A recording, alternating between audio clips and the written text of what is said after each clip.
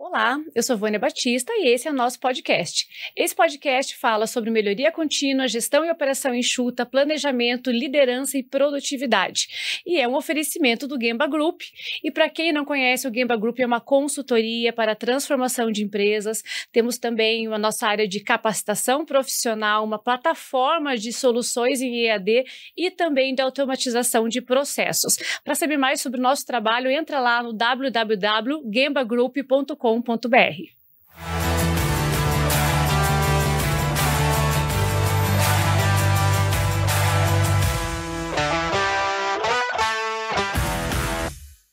E hoje eu estou aqui com o Samuel e com o Heinz, que fazem parte do escritório de gerenciamento de valor da Neodent. Vamos contar um pouquinho o que é um escritório de gerenciamento de valor, que metodologias que eles estão utilizando e até mesmo criando lá, né? Que nossa conversa de ontem deu para perceber que eles acabam criando novas metodologias através dos experimentos que eles fazem para trazer resultado a curto prazo. Mas antes, vamos conhecer um pouquinho do Samuel, um pouquinho do Heinz. Conta um pouquinho sobre a tua história.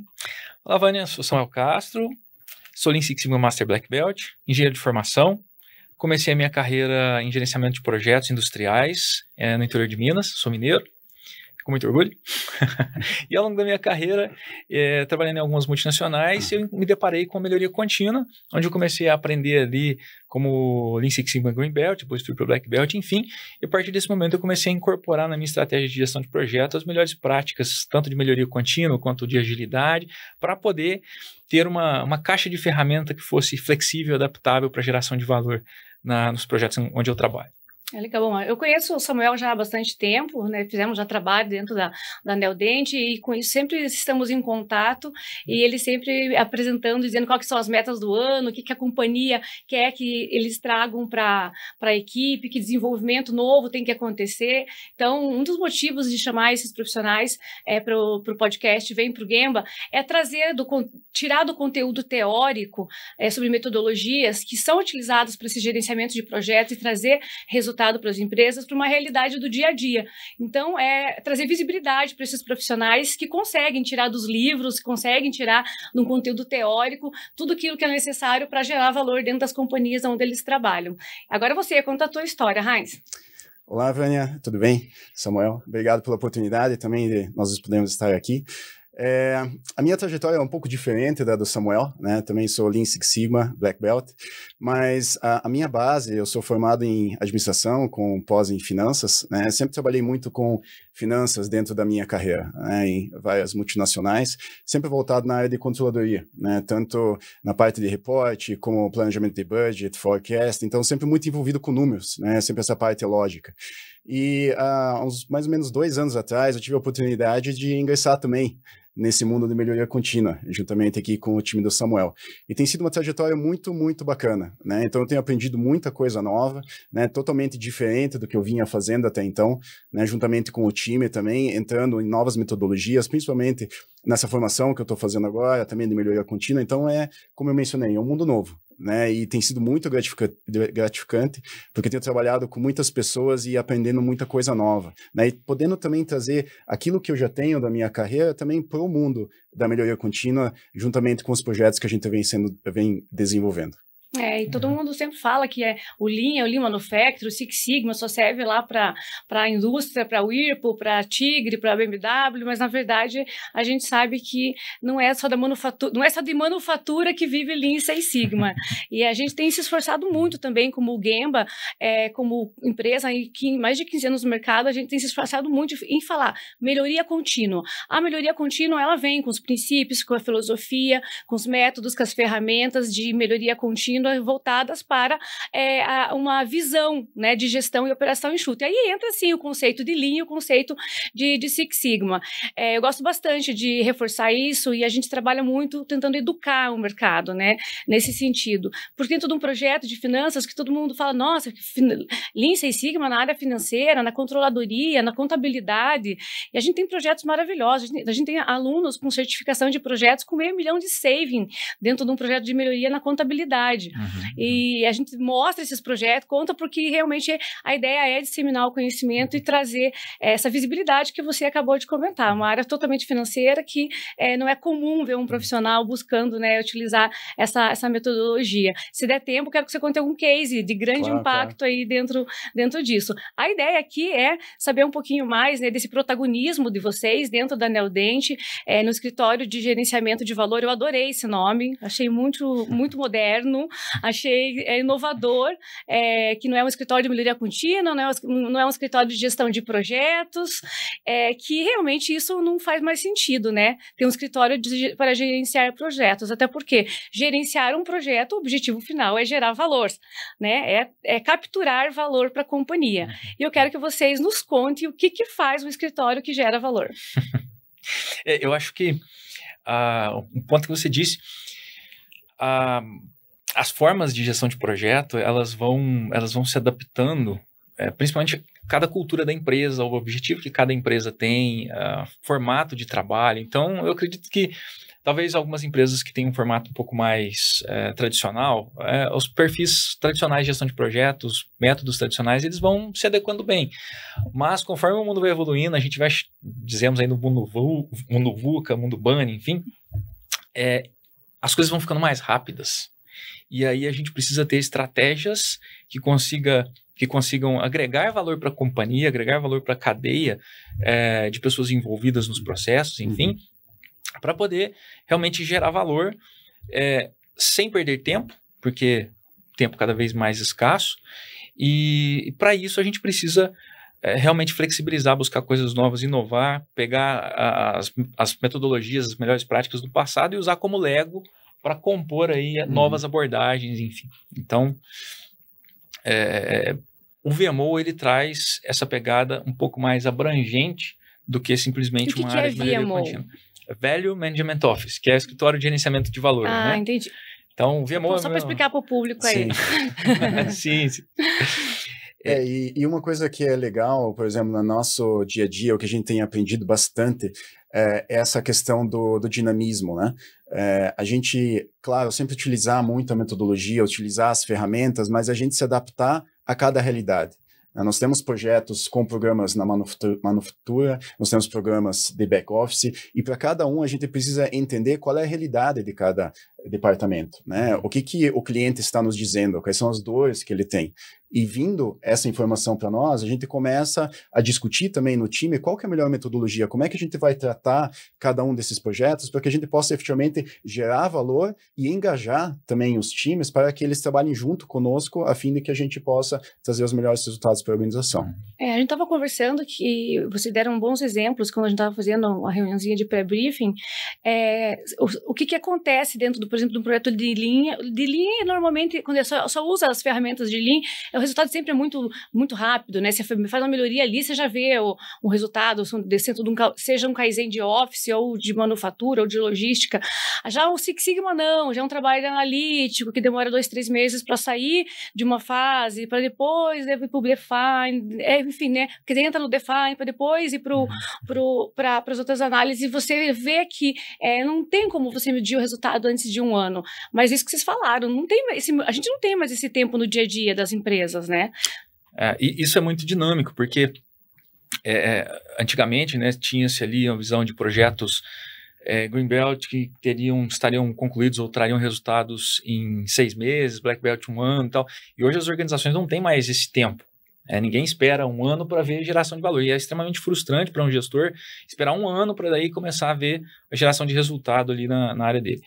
Então, a nossa perspectiva é talvez não encaixar os projetos em frameworks específicos, mas olhar o que a área precisa, qual o propósito do que nós estamos fazendo em cada área, em cada contexto, para daí a gente definir as melhores ferramentas e a melhor abordagem para gerar valor ao longo disso. Ou seja, se um projeto precisa de um DMAI, que a gente vai ter que estruturar, ele é mais complexo, a gente segue com ele, mas tentando fatiar entregas menores, já avaliando o que pode agregar valor para as áreas, para que isso gere, né, já uma visão de propriedade para quem está participando, também uma visão de que está recebendo valor para quem está recebendo, para o gestor da área, enfim, para que isso tenha essa pegada mais ágil. Mas como que vocês fazem no dia a dia, né? Porque eu trabalho com isso há mais de 15 anos e acompanho centenas de projetos. Como que é fatiar? Por exemplo, pega um projeto utilizando a metodologia, está utilizando o Lean ou especificamente o Six Sigma.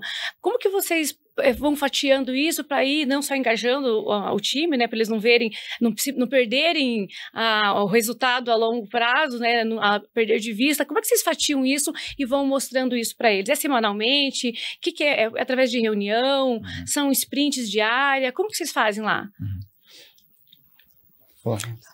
A gente, na verdade, uma coisa que é um pouco diferente, que a gente não recebe um tema de implantação ou algo extremamente direcionado. A gente recebe um tema.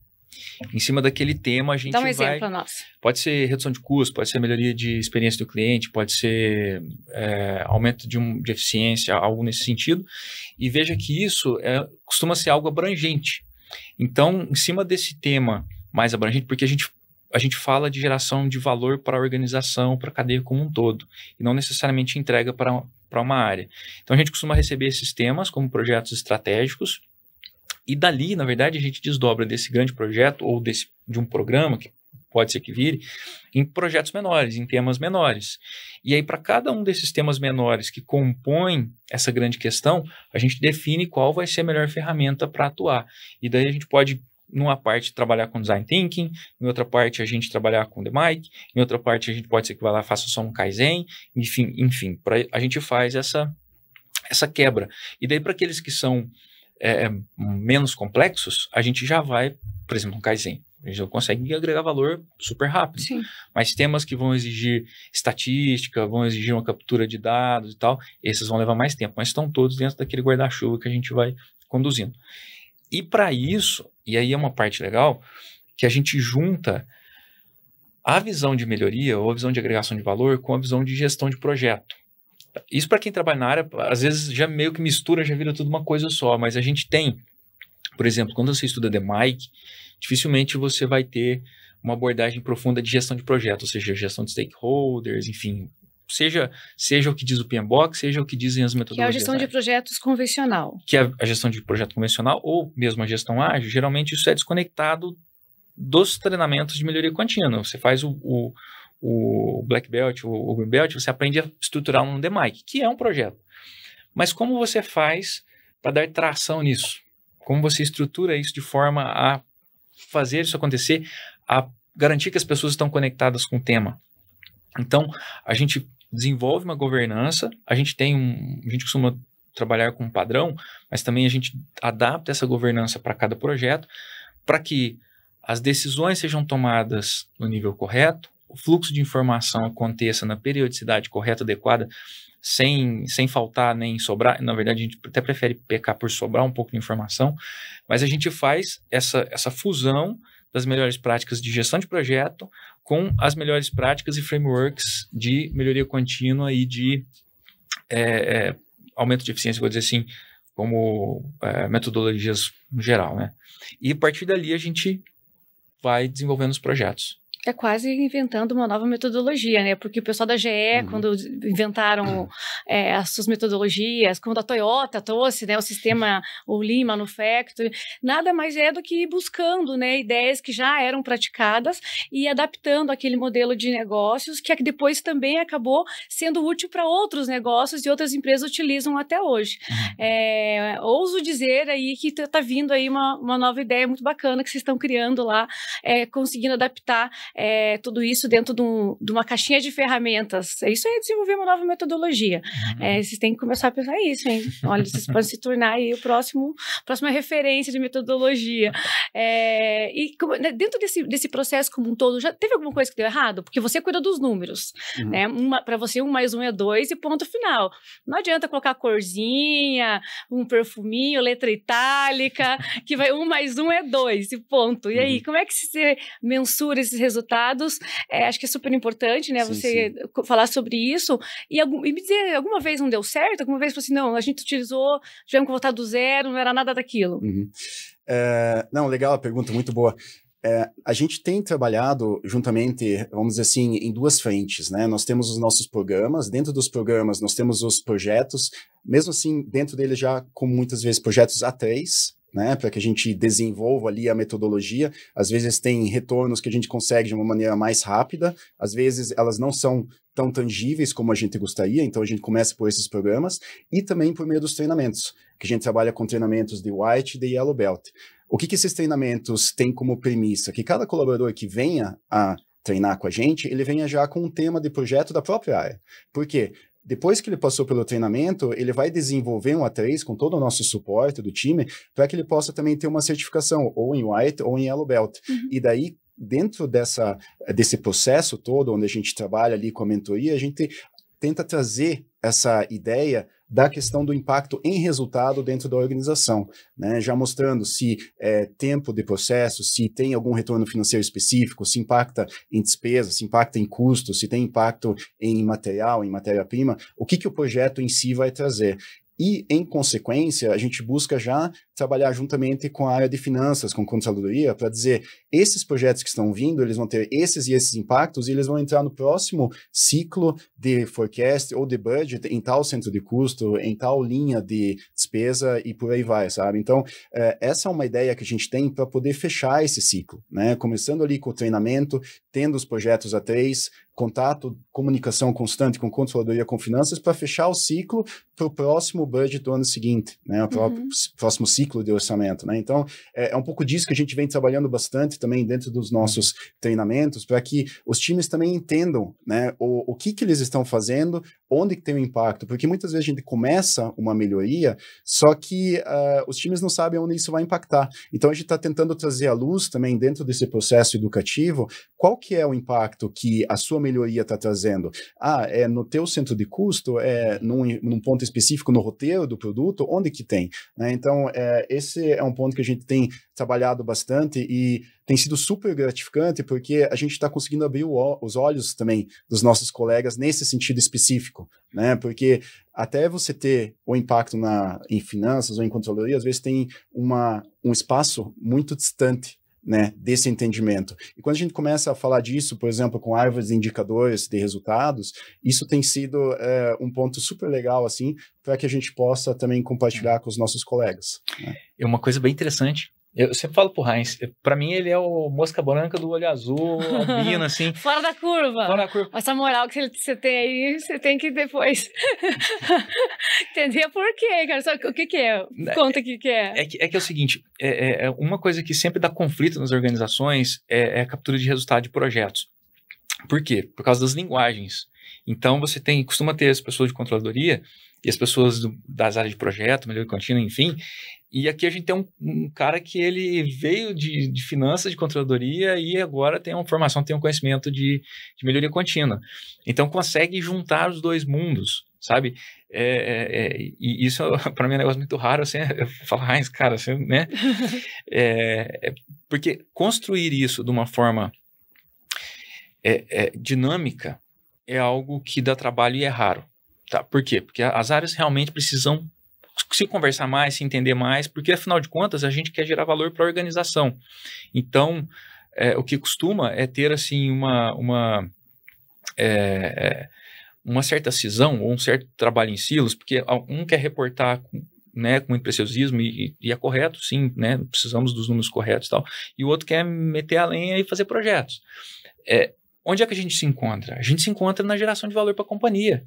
Então, a gente precisa trabalhar, a gente precisa criar formas, estruturas, ferramentas para fazer os projetos já com a visão de agregação de valor, de como a gente vai trazer reduções de custo, aumento de eficiência, reduções de prazo, melhoria de experiência para o cliente, já conectando com essa visão de controladoria, de captura de resultado. E vocês falaram, até o Heinz falou sobre a questão de vocês estarem fazendo nos treinamentos que vocês fazem internamente esses treinamentos. Como que vocês organizam a sequência, a jornada de capacitação e de preparação desses times?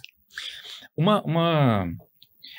experimento que a gente faz, né, que a gente tem desenvolvido, e até vou fazer um comentário antes, tinha perguntado do erro. eu acho que o erro faz parte, principalmente no escritório de gerenciamento de valor. Então, a gente tem muitos modelos experimentais. Eu falo assim, nossa, é uma heresia pro Shinji Shingo, é uma heresia pro sistema Toyota. Mas a gente vai experimentando formas de fazer a coisa acontecer. E esse é um dos modelos. Por quê? Quando eu penso, por exemplo, nas áreas, porque geralmente um VMO, um escritório de gerenciamento de valor, ele vai trabalhar nos temas estratégicos, certo? Então, tem temas estratégicos com grandes impactos para a organização, mas nós temos as áreas, tem os pares, tem as áreas que estão lá com as suas dores menores. Como é que eu vou fazer? Eu vou deixar esses caras sofrendo sem nenhum apoio? Não. Então, a gente está trabalhando com a criação de um modelo onde o gestor é o dono do circuito de melhoria contínua dentro da área, e aí a gente treina as pessoas nos níveis iniciantes de Lean Six Sigma, e até a gente usa a metodologia ali um pouco mais no seu framework padrão, por causa da previsibilidade, da forma de agir, ser mais fácil de gerir isso. E o próprio gestor da área gere as reuniões periódicas para que os times apresentem os projetos A3 e vá acontecendo as melhorias pequenas ali dentro da área. E uma vez que o cara vê isso, ele já consegue, tem inúmeros benefícios. Ele já melhora a própria área, ele resolve os próprios problemas, ele desenvolve a própria equipe, ele consegue identificar lideranças futuras. Então, a gente teve casos de pessoas que fizeram o Yellow, fizeram o White, depois fizeram o Yellow, depois foram para o Green, por conta do próprio gestor. E a gente está falando de que nível de experiência, por exemplo? A gente está falando de analista, de assistente? Estamos falando de qual perfil de profissional que você está dando esses exemplos? White Belt, Yellow Belt, analista, operador. Nós temos experimentos com modelos de células Lean, onde os próprios operadores estão recebendo treinamento White Belt, desenvolvendo seus A3 ali, e fazendo, desenvolvendo melhores práticas dentro da célula, com o accountability do próprio gestor. Sim. E isso é muito legal, porque uma das nossas premissas é a visão de transform, a visão de expandir o conhecimento dentro da organização. Está no propósito da companhia. Está no propósito. Sim. Então, a gente, da própria área, dos próprios profissionais, a gente trabalha com o que gosta. Então, a gente quer expandir essa consciência, o mindset da melhoria contínua, o mindset da geração de valor, da gestão de valor. Quantas pessoas estão no time de vocês atualmente? Todos? Que envolve, que acaba tendo interface com relação com esses projetos?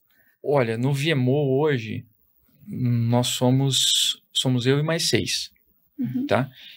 Mas em termos de organização, projetos como um todo, não tenho nenhum número, são muitos. Mas essa é a planta do Brasil?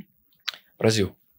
A gente tem alguns projetos Latam, mas plantas a gente tem no Brasil. Sim, sim. Que você comentou da parte operacional, né? Operadores e também para assistentes, analistas. Então, eu imagino que a ideia mesmo é cascatear esse conhecimento e fazer com que a base saiba o que está acontecendo lá em cima dessas atividades, ações e iniciativas de direção de valor, certo? Essa é a ideia. Exatamente.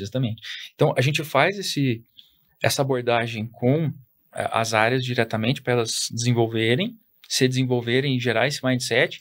Enquanto isso, a gente trabalha com os programas estratégicos. E aí, o que acontece? Quando a gente está desenvolvendo um programa estratégico, a gente tem um projeto de alta relevância, a gente, por ter esses circuitos aqui embaixo, identificando profissionais que estão entregando, que têm um perfil legal, essas pessoas depois elas vão para os programas nos ajudar a desenvolver projetos ali dentro. E aí sim, a gente vai gerando valor em conjunto aí.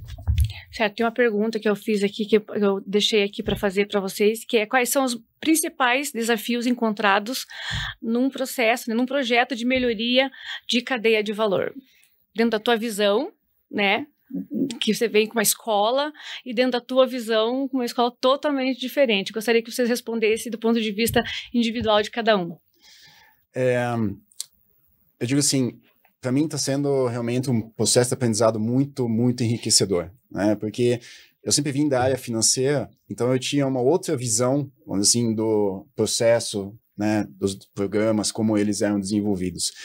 E quando eu começo a olhar para uma outra perspectiva, a questão, vamos dizer assim, principalmente no dia a dia com as pessoas, eu vejo que ali efetivamente as coisas acontecem, né? A gente já participou de vários eventos, treinamentos, e já disseram para mim que 60%, 70% de tudo que a gente faz é pessoas. Eu acho que às vezes é até muito mais do que as ferramentas, né? Porque você precisa tratar cada um individualmente, né? Você tem um time, mas você precisa conversar ali com o sponsor, você precisa conversar com os stakeholders e você precisa começar a criar essa conexão, né? Essa comunicação diária, semanal, para que todos estejam dentro do projeto de uma maneira que você saiba que ele está caminhando naquela direção que você tinha planejado inicialmente. Por quê? Porque se você não tem essa comunicação adequada, às vezes você tem desníveis. E esses desníveis começam a gerar ruídos nos projetos, né? Então, para mim, a comunicação, o dia a dia com as pessoas é o principal ponto. E eu acho que ali é que está o grande desafio. Não é numa ferramenta que você vai aplicar, numa metodologia que você precisa primeiramente explicar para que o time entenda. Não, para mim são as pessoas, né? Inclusive, a gente está fazendo um treinamento agora de gerenciamento de mudanças também, onde que muita coisa a gente está aprendendo nesse momento e que a gente também pode aplicar dentro dos nossos processos aqui. Então, para mim, eu diria assim, tanto a oportunidade como o desafio estão nas pessoas, né? Porque é ali que a gente consegue efetivamente desbloquear o potencial delas. Eu concordo com o Heinz, eu acho que as pessoas são chave da mudança, da melhoria. Mas eu penso um pouquinho mais, de forma um pouco mais abrangente, como área de VMO mesmo, pensando assim na gestão de uma área de VMO, eu acho que o primeiro desafio é você ter pessoas que gostem do que faz e que estejam capacitadas em termos de conhecer as ferramentas, metodologias, etc. Por quê? Não para elas colocarem metodologias goela abaixo, pelo contrário, porque tem uma caixa de ferramenta adequada para saber dosar para cada projeto, para cada programa, o que vai ser aplicado. Segundo ponto, eu acho que essa questão da gestão da mudança, que é uma jornada que a gente está investindo agora, porque dentro dos projetos de geração de valor, de gestão de valor, a gente tem muita questão de expectativa, alinhamentos de expectativa. Então, qual é o propósito disso aqui? O que é a organização? O que nós queremos atingir com isso? Como é que a gente vai construir isso? Como é que as áreas enxergam isso? Porque quando você vai melhorar alguma coisa, principalmente dentro de um tema complexo, abrangente, se você não chega com uma visão de conduzir o time como um todo, de fazer uma abordagem de gestão de mudança, você pode ser muito visto como um intruso. E aí isso é extremamente prejudicial, porque isso bloqueia toda a cadeia de desenvolvimento do projeto. Então, como é que a gente gera essa mudança? Como é que a gente faz a conexão do fator humano e processos ali dentro dessa cadeia? E o ponto das pessoas, que é realmente como é que a gente está desenvolvendo as pessoas, como é que a gente está engajando as pessoas, como é que a gente está compartilhando o conhecimento para promover transformação, a melhoria do ponto de vista de Lean, do ponto de vista de agilidade, do ponto de vista de agregação de valor como um todo. E quando vocês falam em engajar pessoas, o que vocês entendem? Onde está o sucesso de vocês no engajamento das pessoas nesses projetos? Olha, esse é um desafio. Quer compartilhar alguma coisa, Heinz? Não, eu vejo que eu acho que tratar cada pessoa de forma individual é um ponto bem importante, né? Você conhecer as pessoas, né? Você conversar, entender a expectativa, né, de cada um que está dentro do projeto. Porque, que nem o Samuel bem mesmo colocou, às vezes você tem pessoas ali que foram indicadas pelo gestor, mas que não estão ali com toda aquela sede de participar e estar envolvido, porque tem N outras atividades no seu backlog que são da própria operação.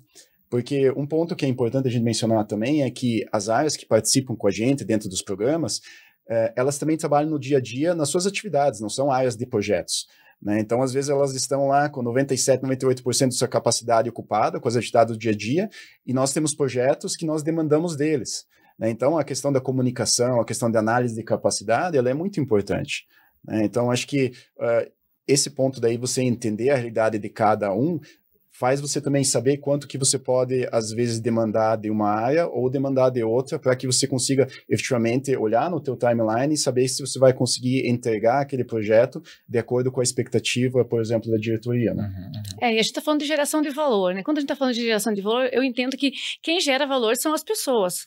Uma empresa é uma empresa. Se a empresa estiver lá vazia, cheia de máquinas, cheia de equipamentos de tecnologia, software, se a empresa estiver lá com toda a estrutura física, ela continua sendo uma empresa.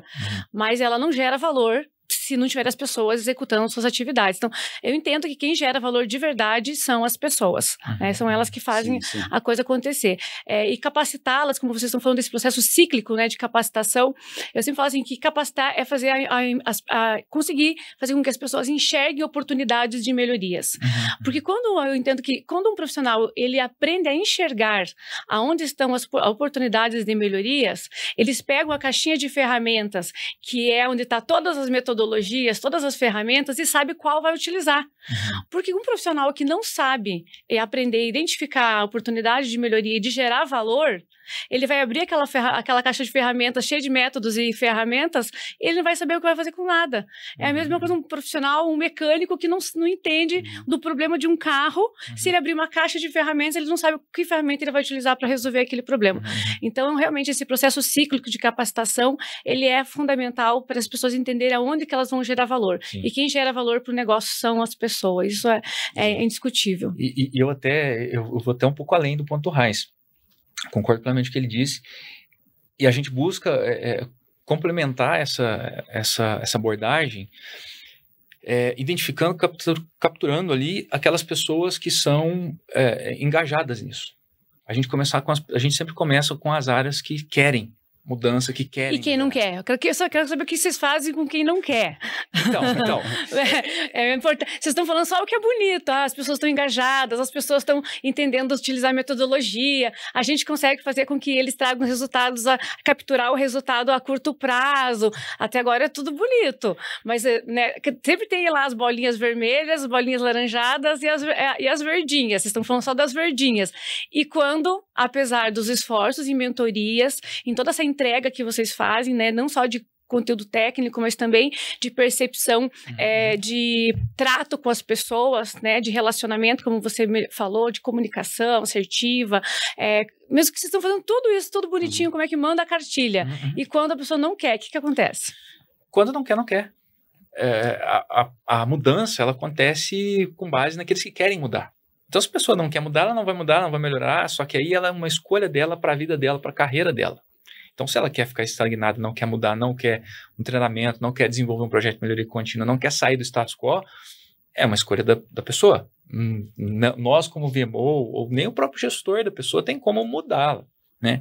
Agora, de fato, o melhor está reservado para quem busca a melhoria, né? Então, a partir daí, a gente alavanca e constrói toda a cadeia de melhoria. Não que a gente não tenha, muito pelo contrário, né? A gente tem um bom balanço de pontinhos verdes e pontinhos vermelhos, mas é que realmente existem sim estratégias para engajamento. Não é que a gente não vai começar um projeto e vai ter uma abordagem seca, sem uma visão de engajamento e tal. A gente tem todo um trabalho para isso. Mas uma vez que isso não é vontade da área ou da pessoa, ou enfim, não tem que fazer. Temos que, como água, né? Desviar e seguir com o fluxo de valor. Vocês comentaram sobre a questão de trazer resultados a curto prazo, que é algo que todas as empresas querem, né? Acho que 11 em cada 10 empresas quer que o resultado aconteça o mais rápido possível. Acontece dentro desse processo do escritório de vocês, que é o escritório de geração de valor, que vocês criaram utilizando essas metodologias, com capacitação e mentoria, enfim. Acontece de ter muita negociação por prazo? Olha, acontece. Na verdade, o ambiente em si, no mundo, é bem dinâmico, não vou dizer nem só da empresa. Então, eu vejo que a gente sempre está negociando. Mas, assim, constrói-se uma visão de projeto para entrega a longo prazo quando necessário, e daí a gente vai fazendo a visão de agregação de valor.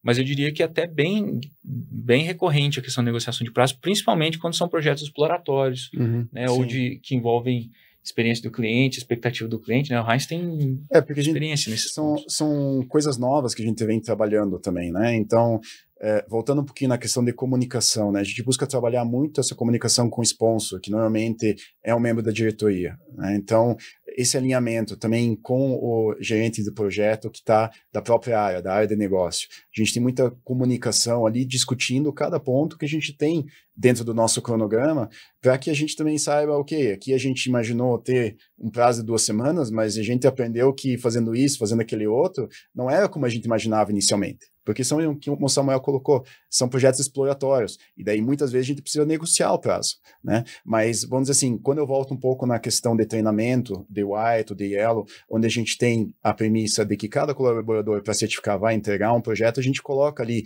um horizonte de 2 a 3 meses para essas entregas. Ali, a gente tem o processo ali de educação. Agora, no dia a dia, com os programas, a gente busca ter essa comunicação mais perto, junto aos nossos patrocinadores, para que a gente possa estar sempre discutindo essa questão de timeline. Aí vocês utilizam alguma ferramenta específica de comunicação? Essa comunicação, ela é verbal, ela é física, ela é presencial?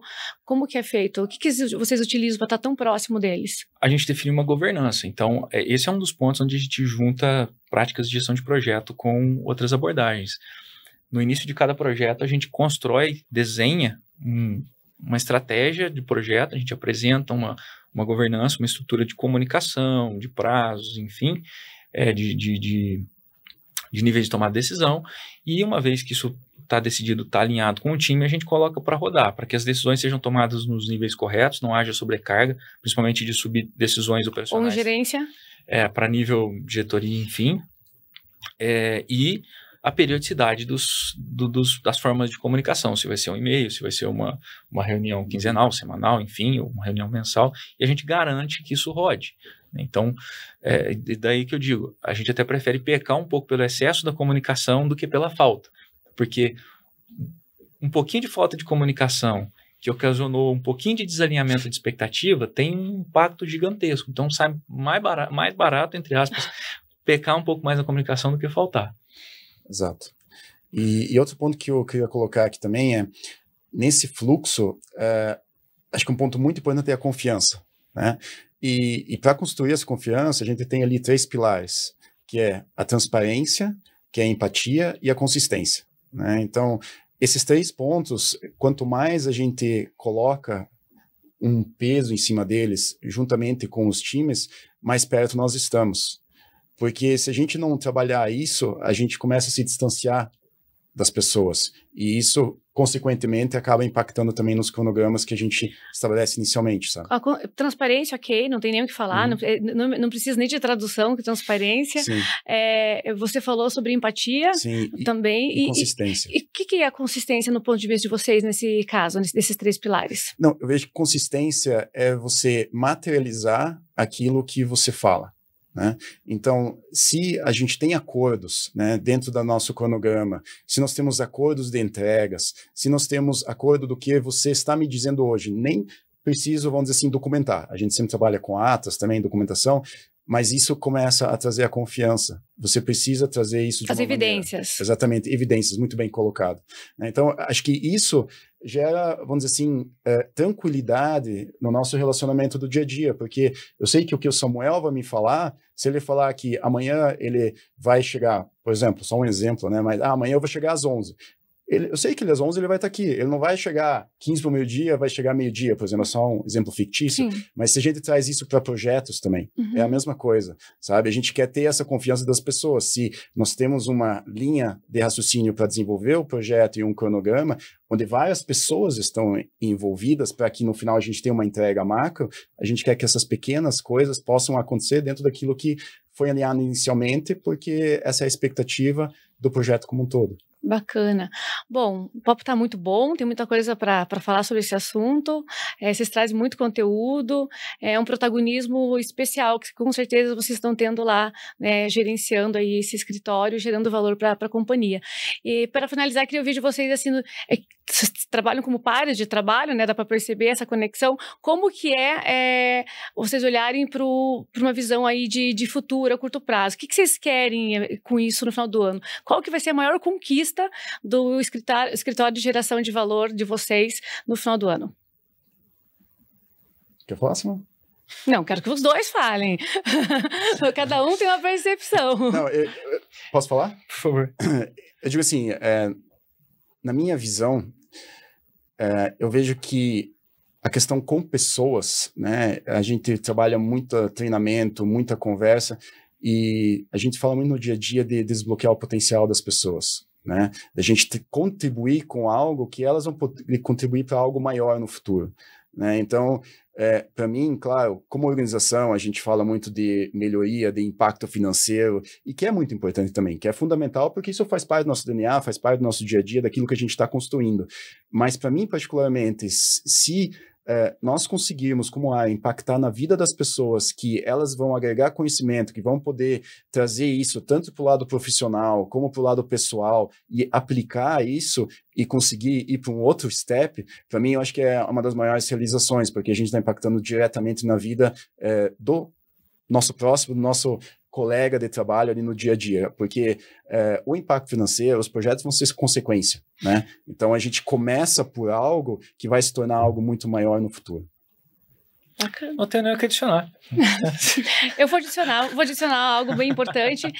Como CEO do Gemba Group, há muitos anos eu escrevi o que era o propósito, né? Nós estávamos dentro de um trabalho de planejamento de marketing, e aí a empresa que estava fazendo esse trabalho falou: Vânia, o que é o propósito do Gemba Group? Que trabalha com consultoria, com capacitação profissional, temos a nossa plataforma de EAD. O que é o propósito de estudo? Como representante da empresa, está na direção executiva, você tem que dizer isso para as pessoas, de alguma forma.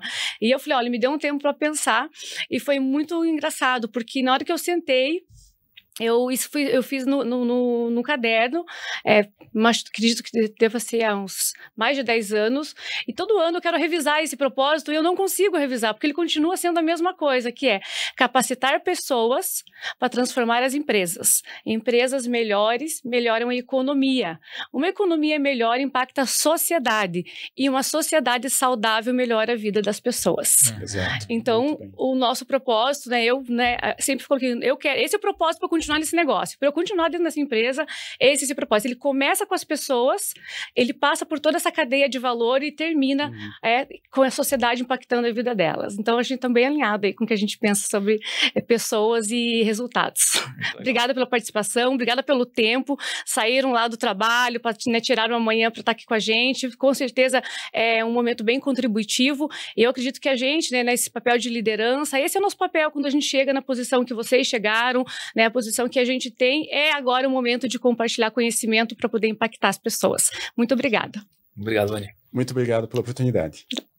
Obrigada por você ter chegado até aqui para assistir mais um episódio do nosso podcast Vem Pro Gemba. E se você gostou, curte esse vídeo. Também nos siga através das plataformas YouTube, Spotify, Amazon Music e Deezer.